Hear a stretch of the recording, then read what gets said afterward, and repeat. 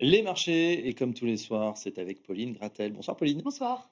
Les indices sont plutôt dans le vert aujourd'hui. Oui, on commence tout de suite avec les indices européens qui évoluent en ordre dispersé. Le CAC 40 était en hausse plus marquée au cours de la séance, mais elle s'est essoufflée et il évolue désormais autour de 7 750 points après avoir dépassé les 7 800 points ce matin. Aux États-Unis, les indices sont globalement dans le vert. Le S&P 500 et le MSCI World ont inscrit de nouveaux plus hauts. Ouais, il faut dire qu'on a un effet booster du côté du Nasdaq, notamment avec la valeur Oracle. Oui, Oracle a créé la surprise hier soir en présentant aux investisseurs des prévisions exceptionnelles. Le titre s'envolait de près de 30% dans les échanges après-bourse. L'entreprise attend que son chiffre d'affaires d'infrastructure cloud bondisse à 18 milliards de dollars pour 2026, soit une hausse de près de 80% par rapport à un an plus tôt. Ouais, ça, c'est plutôt des bonnes nouvelles. Et du côté de leurs prévisions, c'est la même chose à horizon 2030.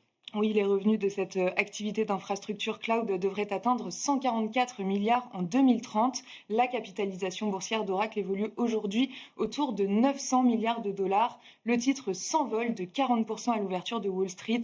Dans son sillage, Nvidia est en hausse de 4%.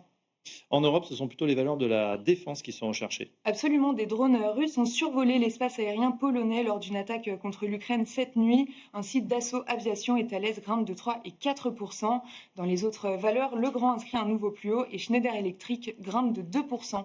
Allez, côté Espagne, on file du côté de Inditex, c'est la maison mère de Zara. Oui, le titre bondit de 6% à Madrid. La maison mère de Zara fait état d'un semestre moins bon qu'attendu, mais fait surtout preuve d'optimisme pour la suite. Après des mois de faible demande à cause de la faiblesse du dollar, Inditex fait état d'une reprise des ventes depuis début août. Allez, on revient sur la France, où l'élection de Sébastien Lecornu en qualité de Premier ministre est un non-événement Oui, finalement. c'est ça, un non-événement en bourse en tout cas. Sur les marchés obligataires, le rendement français à 10 ans est stable autour de 3,45%.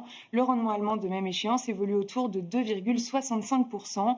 Aux États-Unis, le rendement à 10 ans évolue autour de 4,05%. Sur le marché des changes, l'euro-dollar se traite à 1,17.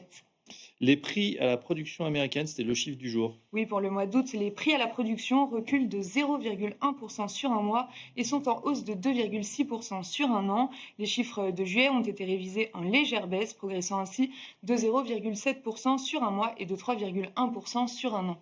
Qu'est-ce qu'on va surveiller demain, Pauline? Demain, il y aura deux grands rendez-vous, l'un en zone euro avec la décision monétaire de la Banque centrale européenne qui devrait opter pour le statu quo et le second rendez-vous aux États-Unis avec l'inflation du mois d'août à quelques jours de la réunion de la Réserve fédérale. Ah bah, c'est parfait. Merci Pauline, comme tous les soirs. Voilà tout ce qu'il faut savoir dans la journée boursière.